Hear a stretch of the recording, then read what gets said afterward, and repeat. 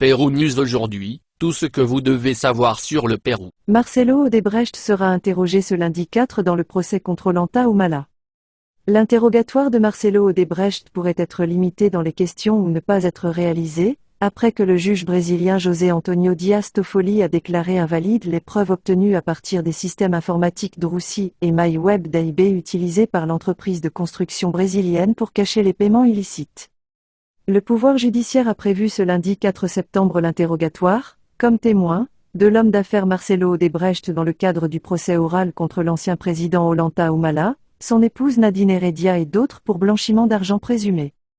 Le 3e tribunal pénal collégial national a ordonné que cette procédure se déroule de 9h à 17h.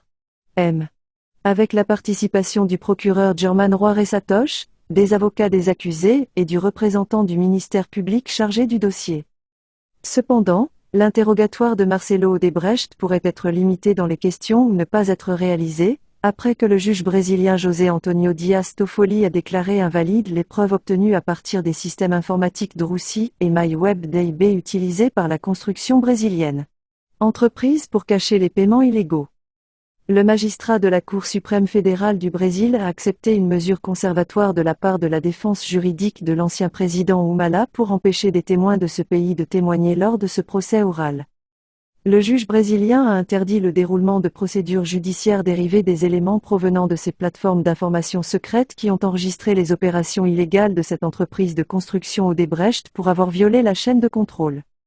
À cet égard, le juge supérieur Neiko Coronado, président du tribunal chargé de ce procès oral, a déclaré lors de l'audience virtuelle tenue le 29 août que la vérification correspondante serait effectuée lors de la séance de lundi pour rendre le prononcé correspondant. Auparavant, le procureur Juárez Satosh avait déclaré au magistrat que si Marcelo Odebrecht ne comparaît pas pour témoigner ce lundi, ce jour-là sa situation sera résolue. Roré Barata.